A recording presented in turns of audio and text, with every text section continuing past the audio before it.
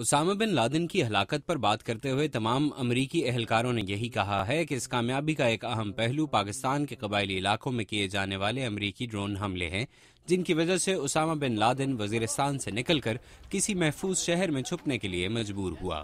حکومت پاکستان، ISI اور خود پاکستانی افواج کے سربراہ جنرل اشفاق پرویز کیانی بھی امریکی حکام سے یہ مطالبہ کر چکے ہیں کہ یہ حملے دہشت گردی کے خلاف جنگ میں غیر مؤثر ثابت ہو رہے ہیں، اس لیے انہیں روک دیا جائے۔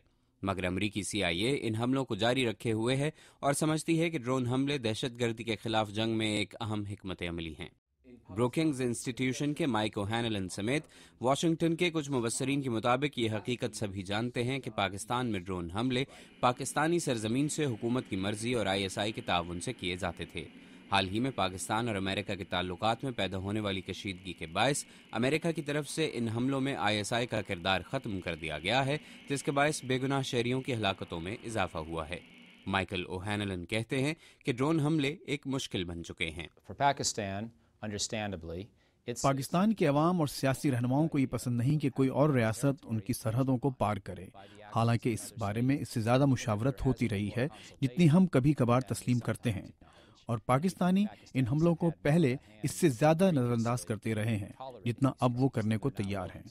جبکہ پاکستان نے سرکاری طور پر اس قسم کے تبصروں کو رد کیا ہے کہ ڈرون حملے اس کی مرضی سے کیے جا رہے ہیں۔ اوہینلن یہ بھی کہتے ہیں کہ یہ امریکی ڈرون ہیں جو پاکستانی سرزمین پر لوگوں کو ہلاک کر رہے ہیں، اور پاکستان کا احتجاج بھی سمجھ میں آتا ہے، مگر پاکستانی عوام کو امریکی نقطہ نظر بھی سمجھنا چاہیے۔ ہم یہ دیکھتے ہیں کہ پاکستان کی سرزمین سے بہت سے لوگ افغانستان جا کر امریکیوں کو ہلاک کرتے ہیں، ہمارے بہت سے لوگ ہلاک ہوئے ہیں اور پاکستان کے بھی بہت سے لوگ ہلاک ہوئے ہیں، تو ہمیں ایک دوسرے کے درد کا اندازہ لگانے کے قابل ہونا چاہیے۔ اس وقت افغانستان پر حملے کرنے والے بہت سے دہشت گردوں کی پناہ گاہیں پاکستانی سرزمین پر ہیں۔ باب بیئر سابق CIA اہلکار ہیں۔ وہ ڈرون حملوں کی مذمت کرتے ہیں اور کہتے ہیں کہ CIA کی طرف سے معلومات کا تبادلہ نہ کرنے کے باعث ڈرون حملوں کا معاملہ مزید پیچیدہ ہوتا جا رہا ہے۔ یہ واضح نہیں کہ قبائلی علاقوں میں ہلاک کیے جانے والے لوگ کون ہیں۔ 2010 میں 581 افراد ڈرون حملوں میں ہلاک کیے گئے، جبکہ ان میں سے صرف 2 لوگ پہلے سے دہشت گردوں کی فہرست میں شامل تھے۔ تو وہ کون ہیں جنہیں نشانہ بنایا جا رہا ہے؟ کیا یہ وہ لوگ ہیں جن کے ہاتھوں میں ہتھیار ہیں؟ کیا وہ طالبان ہیں؟ طالبان کیا ہیں؟ کیا وہ جرائم پیشہ افراد ہیں؟ کیونکہ طالبان کے بہت سے گروہ ہیں تو بہت سی چیزیں واضح نہیں ہیں۔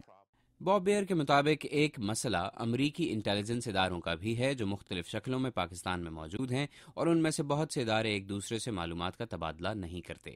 مائیکل اوہینلن کہتے ہیں کہ پاکستان کی مرضی کے بغیر امریکہ ڈرون حملے جاری نہیں رکھ سکتا۔